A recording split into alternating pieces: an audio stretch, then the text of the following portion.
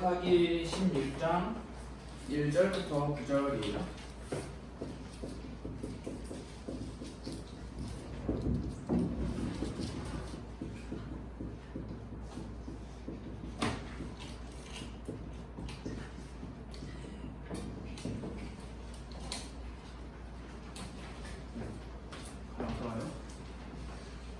우리 사사기 16장 1절부터 9절인데 사실 삼손의 이야기 중에 우리가 가장 많이 이야기화가 되어 있는 이야기가 삼손과 드릴라라고 하는 블레셋 여인의 이야기예요. 그 이야기가 오늘 16장에 등장을 하고, 그리고 미리 여러분들에게 조금 내용을 더 알려드리자면 16장에서 삼손이 이제 죽음을 맞이하는 장면도 나타나게 돼요.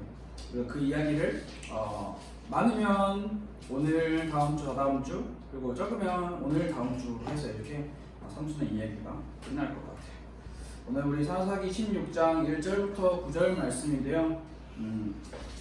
우리 다 같이 한번 읽어보면 좋을 것 같아요. 1절부터 9절 말씀을 다 같이 한 목소리로 한번 읽어봅시다. 시작. 삼손이 가사에 가서 거기서 한 기생을 보고 그에게로 들어갔더니 가사 사람들에게 삼손이 왔다고 알려지매 그들이 곧 그를 에워싸고 밤새도록 성문에 매복하고 밤새도록 조용히 하며 이르기를 새벽이 되거든 그를 죽이리라 하였더라. 삼손이 밤중까지 누워있다가 그 밤중에 일어나 성 문짝들과 두 문설주와 문 밑장을 빼어가지고 그것을 모두 어깨에 메고 헤브론 앞산 꼭대기로 가니라. 이후에 삼손이 소렉 골짜기에 드릴라라 하는 여인을 사랑하매 블레셋 사람의 방백들이 그 여인에게로 올라가서 그에게 이르되 삼손을 꿰어서 무엇으로 말미암아 그 큰 힘이 생기는지, 그리고 우리가 어떻게 하면 능히 그를 결박하여 굴복하게 할 수 있을지를 알아보라. 그리하면 우리가 각각 은 1,100개씩을 내게 주리라 하니, 드릴라가 삼손에게 말하되 청하건대 당신의 큰 힘이 무엇으로 말미암아 생기며 어떻게 하면 능히 당신을 결박하여 굴복하게 할 수 있을지 내게 말하라 하니, 삼손이 그에게 이르되 만일 마르지 아니한 새 활줄 7으로 나를 결박하면 내가 약해져서 다른 사람과 같으리라. 블레셋 사람의 방백들이 마르지 아니한 새 활줄 7을 여인에게로 가져오매 그가 그것으로 삼손을 결박하고 이미 사람을 방 안에 매복시켰으므로 삼손에게 말하되 삼손이여 블레셋 사람들이 당신에게 들이닥쳤느니라 하니, 삼손이 그 줄들을 끊기를 물탄 삼시를 끊음같이 하였고 그의 힘의 근원은 알아내지 못하리라. 아멘. 오늘의 이야기에 앞서서 여러분 혹시 학교에서 뭐 어떤 시간에 그런 걸 자주 하는지 모르겠지만 국어 시간이 가장 대표적인데, 국어 시간에 뭐 이렇게 문단, 문맥 같은 거를 이제 돌아가면서 혹시 선생님이 읽으라고 시켜요? 그런 거 없어요? 선생님이 쭉 다 읽어요? 아니면 오늘은 며칠이니까 몇 번 일어나서 읽어보세요 이런 거 혹시 안 시켜요? 안 시켜요? 영어도? 아예 안 시켜. 그냥 선생님이 혼자 다 입 아프게 다 하구나. 아니 이게 왜 이야기를 하냐면, 우리가 사실 성경을 소리내어서 읽을 기회가 진짜 없어요. 사실 읽을 이유가 없어요. 요즘 우리가 살아가는 우리의 시대를 살아가다 보면 요즘에는 들을 수 있는 것도 참 많잖아요. 근데 이제 뭐 제 경험담이기도 하지만 저는 학교 다닐 때 선생님들이 꼭 시켰어요. 오늘이 9일이니까, 오늘이 22일이니까 22번 그 앞자리에 앉은 사람 일어나서 읽어봐 이런 거 있잖아요. 그러면 이제 읽는데 우리가 자주 이렇게 글을 안 읽다 보면 글을 읽는 그 능력이 떨어져요. 여러분들 제가 일부러 성경을 읽을 때 눈으로만 따라오지 말고 입으로 직접 읽으라고 하는 이유가 있어요. 여러분들이 시간 날 때 집에서도 입으로 꼭 한번 따라서 읽어보면 좋을 것 같아요. 갑자기 생각나가지고 이야기하는 거고요. 오늘 이제 삼손의 이야기를 다시 한번 조금 살펴보려고 하는데, 삼손은 그냥 이스라엘의 한 인물에 그치는 것이 아니라 이 사사기에 등장하는 사사의 역할, 지금 쉽게 말하면 사사 삼손의 역할을 감당하고 있었던 사람이죠. 근데 이 사사 삼손이 계속 사사 삼손에게만 유난히 특별하게 나타나는 행동이 뭐냐면 이제 이 반복되는 행동이 계속 나타나고 있어요. 사사 삼손에게. 어떤 게 반복되냐?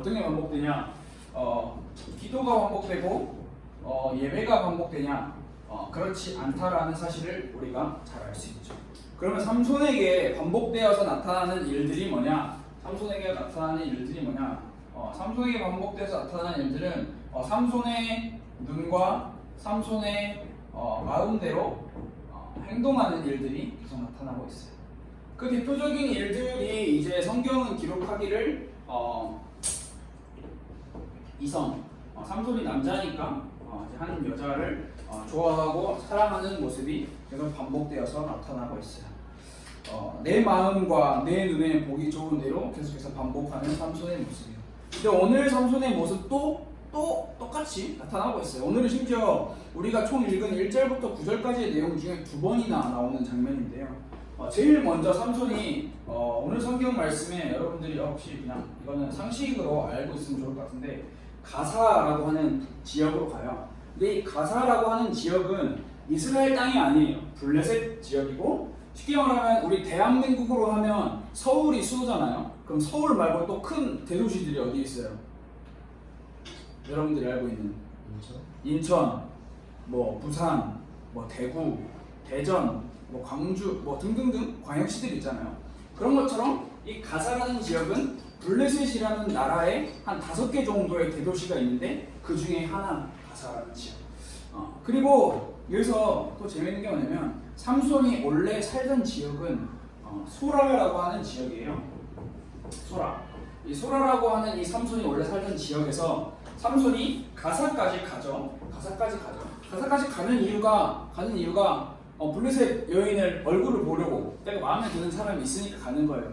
그런데 재밌는 게 여기서 우리가 이 서울특별시 서초구에서 이 교대에서 고속터미널 혹은 뭐 양재 혹은 방배 이렇게 가까운 위치로 가서 이렇게 사람을 보러 가는 게 아니라 이 소라에서 가사까지는 어떤 사람은 60, 어떤 사람은 80이라고 이야기해요.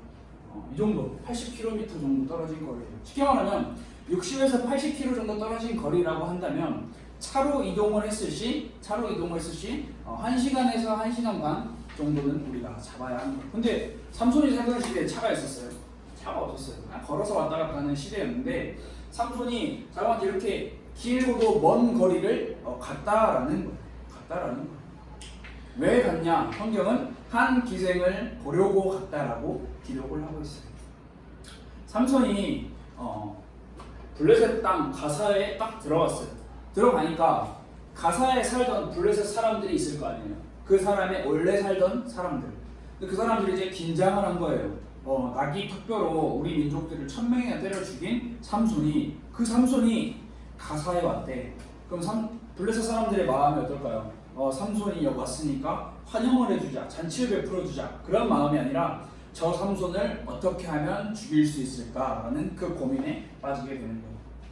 그래서 삼손이 한 여인의 집에 들어가자 블레셋 사람들이 그 주변을 삼손이 이제 이 집에 이제 들어갔는데 블레셋 사람들이 주변을 이렇게 에워싼 거예요. 삼손을 죽이려고 블레셋 사람들이 나름 지혜를 셌어요. 밤중에 삼손이 잠이 들면 삼손을 죽이자. 근데 삼손이 어떻게 그걸 알았는지는 성경이 기록하고 있지 않지만 삼손이 그 사실을 알았나 봐요. 블레셋 사람들이 나를 죽이려고 이게 뺑 둘러가지고 나를 감싸고 있다. 삼손이 여기 오늘 성경 말씀 굉장히 희한한 이야기가 오늘 등장하는데 삼손이 그 이야기를 듣자마자 밤중까지 기다렸다가 그냥 그 사람들을 다 때려 죽인 게 아니라 갑자기 문을 뽑아요. 성문을 뽑아서 성문을 어깨에 메고 헤브론까지 갔다라고 기록을 하고 있어요. 자, 헤브론. 근데 어떤 사람은 삼손이 일반 사람들보다 훨씬 더 키가 크고 덩치가 좋았을 것이다 라고 기록을 하는 사람도 있고요. 어떤 사람들은 삼손은 그냥 보통 사람들처럼 보통의 체격을 가지고 있었지만 힘이 유난히 셌다라고 기록을 하기도 있어요. 하고도 있어요. 근데 여기서 또 또 재밌는 이야기가 뭐냐면 가사에서 헤브론까지의 거리도 여기서 우리가 한 5분 안에 걸어갈 수 있는 저 앞에 있는 서울 교대에 있는 것이 아니라 그래도 마찬가지로 한 60km 정도 되는 거리. 엄청 먼 거리예요. 차로 가면 1시간 반 정도 가야 되는 그 거리를 삼손이 저런 문 있잖아요. 저런 문이 아니에요. 저렇게 작은 문이 아니라 성문. 우리가 드라마나 영화에서 보면은 큰 성문을 어깨에 메고 헤브론까지 걸어가서 헤브론에 버렸다. 그거에 대한 숨겨진 내용과 그 일이 시사하는 바는 참 많은데 그 부분은 우리가 오늘은 잠깐 넘어가 볼게요. 삼손이 그냥 단순히 힘자랑을 하고 있는 걸까요? 아니면 삼손은 대체 왜 이렇게 알 수 없는 행동을 하고 있는 걸까? 삼손이 왜 이런 행동을 하는지 우리가 궁금증을 가질 수 있겠죠. 그러면서 삼손에게 있어서 가장 유명한 이야기라고 제가 앞서 설명을 했듯이 드릴라라고 하는 블레셋 여인의 이름이 등장해요. 삼손이 지금까지 만난 블레셋 여인이 총 몇 명인지는 모르겠어요. 몇 명이나 만났는지는 모르겠지만 성경에서는 한 3명 정도를 이야기를 하고 있죠. 근데 유일하게 드릴라라고 하는 이 여인의 이름을 기록을 하고 있어요. 삼손이 제일 사랑하고 제일 좋아했던 여인의 이름이 아닐까라고 생각을 할 수 있어요. 삼손이 드릴라를 보려고 또다시 블레셋 땅으로 들어가요. 그러면 블레셋 땅에 살고 있던 그 사람들은 삼손이 왔다는 소식을 듣고 그냥 조용히 있지 않아요. 왜냐하면 자기 민족들의 복수를 하기 위해서 저 삼손을 죽이기 위해서 또 이제 머리를 맞대고 삼손을 죽이려고 계획을 하는 거예요. 근데 이제 여러 가지 시도를 해봤으나 그게 다 어쩌다 무산이 되고 그 이야기가 다 날아가 버렸죠. 그래서 이제 블레셋 지도자들이 또 이제 머리를 쓰고 지혜롭게 모이는 게 이 드릴라라는 여인에게 접근을 하기 시작해요. 드릴라야, 너가 삼손에게 다가가서 삼손이 널 좋아하니까 너가 삼손에게 가서 어떻게 하면 그렇게 힘이 세는지 너의 힘의 그 숨겨진 비밀이 뭔지를 알아와라. 그러면 우리가 너한테 적당한 금액이 아니라 엄청난 금액을 지불하겠다라고 오늘 성경 말씀에서 기록을 하고 있어요. 그러면 여기서 우리가 오늘 성경 말씀에서 등장하는 이 1100이라는 개념이 여러분들에게는 이렇게 확 와닿지가 않잖아요. 이렇게 지금 우리가 살아가는 이 현대 가치로 환산을 할 수가 없는 거기 때문에. 근데 이 당시에 살아가고 있는 사람들은 우리는 원이라는 단어를 쓰지만 이 사람들은 세겔이라고 하는 화폐 단위를 사용했는데 여러분들에게 그냥 이건 상식인데 여러분들이 혹시 나중에 어디 가서 쓸 수도 있으니까 자, 은 1세겔 은 1세겔이 어떤 가치를 가지냐면 일반 노동자의 4일의 품삯이라고 이야기를 하고 있어요. 자, 쉽게 말하면 요즘 우리가 이 시대로 환산을 한 거예요. 요즘 일반 노동자들이 하루 열심히 일을 하면 10만 원을 벌어요. 10만 원을 버는데 우리 한국 돈으로 10만 원을 벌어요. 그러면 4일이면 얼마예요? 40만 원. 자, 은 1세겔은 40만 원이에요. 자, 여러분 계산이 돌아가요? 수학적으로 계산이 돌아가요? 자, 은 1세겔이 40만 원인데 그럼 은 1100세겔은 얼마일까요? 갑자기 퀴즈예요. 갑자기 퀴즈. 수학적으로 4억 4천만 원. 자, 블레셋 지도자들이 드릴라에게 와서 야, 4억 4천만 원 줄 테니까 너 삼손에게 숨겨진 비밀 알아. 근데 우리가 여기서 4억 4천이라는 이 숫자, 이건 현대 시세예요. 그때 얼마인지 잘 몰라요. 그 당시에 살아보지 않았으니까. 드릴라에게는 로또이자 벼락부자가 될 수 있는. 왜냐하면 드릴라의 직업이 뭐였냐면 기생이에요. 쉽게 말하면 술집에서 일하는 여자들을 보고 기생이라고 표현을 하고 있어요. 그런데 성경에서는 여러분들 성경을 더 깊게 읽었다면 성경이 그냥 4억 4천으로 끝나는 게 아니라 우리가 각각 블레셋 사람들이 우리가 각각 너한테 은 1100세겔씩을 줄게 이야기를 하고 있어요.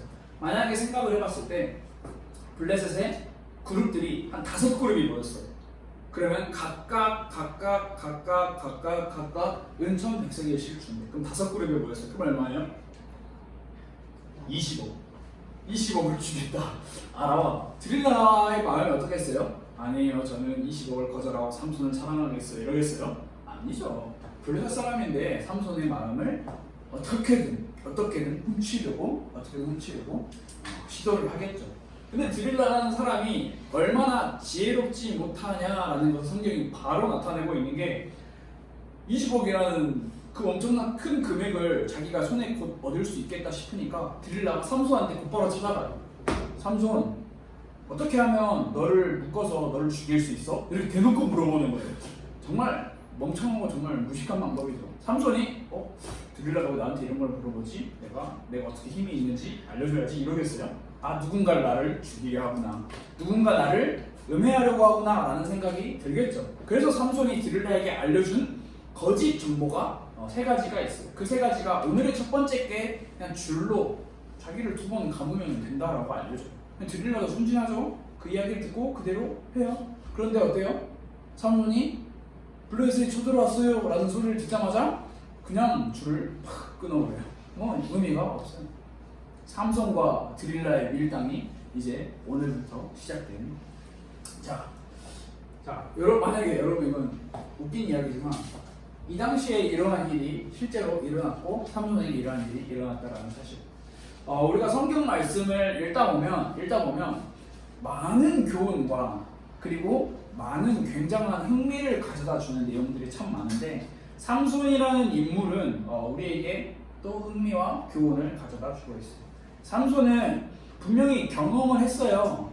블레셋 여인을 좋아하고 자신의 충동적인 선택들이 어떠한 결과를 가져다 주는지, 자기가 정말 사랑했던 여자를 뺏기고 자기는 원하지 않든 원하든 계속 사람을 죽이는 그 삶을 살게 되는 거죠.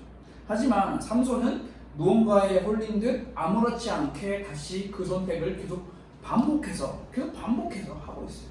자, 이 반복이 삼손이 무식해서 그래요. 삼손이 지혜롭지 못해서 그래요. 삼손이 그냥 멍청해서 그래요. 삼손이 그냥 그런 인물이어서 그래요 라고 우리가 생각을 할 수도 있지만, 성경에서 반드시 이야기하는 이 죄라는 것이 어떠한 이러한 죄를 지었다라고 단정을 지을 수는 없지만, 죄라는 것은 반드시 유혹을 가지고 오고요. 이 죄의 유혹은 반드시 우리에게 우리의 눈을 멀게 하고 우리의 판단력을 흐리게 한다라는 사실이죠. 야고보서에 보면, 여러분들이 주보 뒤에 보면 이번 주에 묵상할 말씀이 있는데, 야고보서에 보면은 죄는 반드시 사망을 낳는다라고 기록을 하고 있어요. 반드시. 자, 그러면 죄라는 게 이렇게 무섭다라는 것을 우리가 알아야 되는데, 죄라는 유혹은 우리의 눈을 멀게 하고, 죄라는 유혹은 우리가 올바르게 바라보지 못하게 하고, 올바르게 바라보지 못하는 정도가 아니라 그냥 장님으로 만들어 버리는 거예요. 사실 내가 죄를 짓고 있어. 근데 그 죄는 내가 어떠한 불법을 행하고 내가 어떠한 불법을 저지르는데, 그게 나는 내가 문제 있어? 내가 하는데? 라고 생각을 하게 만들어 버리는 거예요. 옳고 그름의 분별하는 능력이 완전 떨어지게 되는 거예요. 죄라는 것이 참 그만큼 무서운 거죠. 자, 우리는 그런데 삼손만 죄를 지으며 살아가냐? 그렇지 않다라는 사실이에요. 그게 바로 우리에게 엄청난 교훈을 안겨주는 게, 우리 모두 다 죄를 짓고 살아간다라는 거예요. 성경에서 말하는 죄는 단순히 삼손처럼 이방 여인을 사랑하고 이방 나라 가서 사람을 죽이는 죄만을 이야기하는 게 아니라, 예수님이 말씀하신 죄는 행동으로 짓는 죄도 있지만 마음으로 짓는 죄가 더 크다라고 이야기를 하고 있어요. 그렇기 때문에 우리는 모두 다 결국엔 죄를 지으며 살아가는 거예요. 오늘 그냥 아침에 길을 걷다가 저 사람 너무 마음에 안 들어, 저 사람 미워 라는 그 미움도 성경에서는 죄라고 이야기를 하고 있어요. 결국 우리는 다 죄를 지으며 살아가는데, 내 중심의 삶은 죄를 낳고 죄를 가져오고요, 내 중심의 삶은 죄가 죄인 줄을 모르게 하고요, 내 중심의 삶은 나를 위한 삶이기 때문에 죄가 아닌 것처럼 살게 만든다라는 거예요. 결국에는 이 죄라는 것은 반드시 대가가 있어요. 반드시 대가를 치르게 돼요. 성경이 말하는 죄의 대가는 사망이라고 성경은 이야기를 하고 있어요.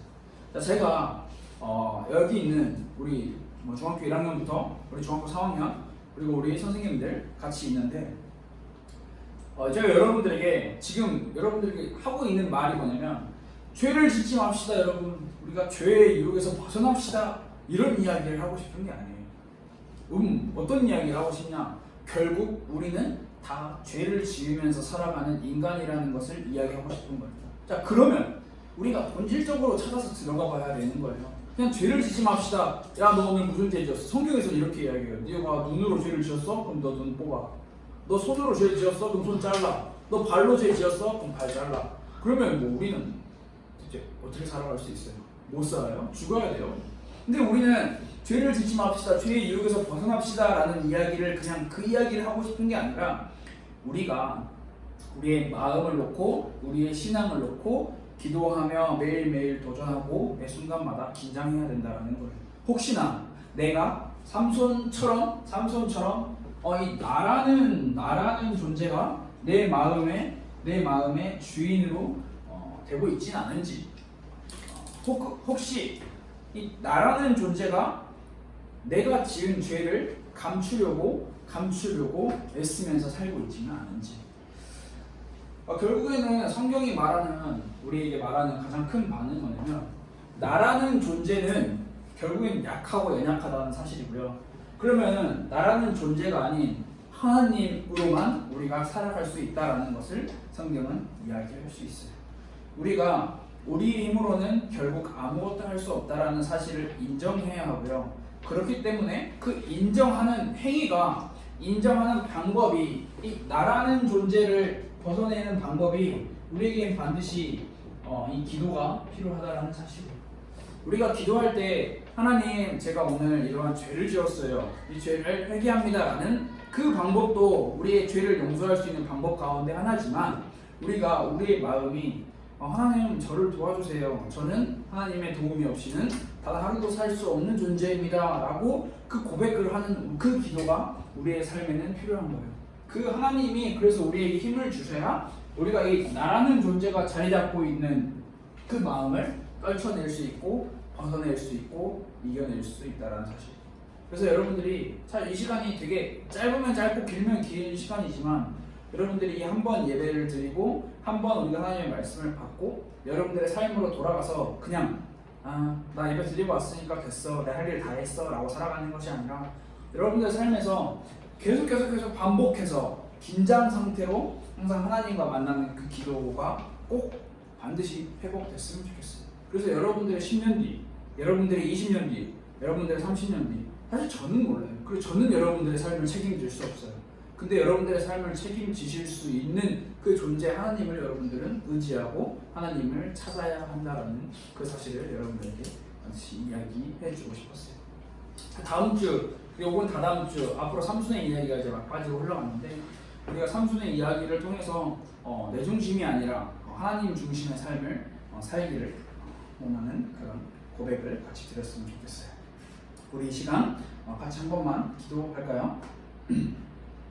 하나님, 저는 단 한순간도 하나님의 도우심과 하나님의 은혜가 없이는 살아갈 수 없는 존재임을 이 시간 고백합니다. 하나님, 제 마음에 그리고 제 삶에 찾아오셔서 제 마음의 약함을 도와주시고 제 마음의 연약함을 도와주세요. 하나님의 은혜가 필요합니다. 우리 이 시간 같이 한 번만 기도했으면 좋겠습니다. 기도할게요. 감사합니다.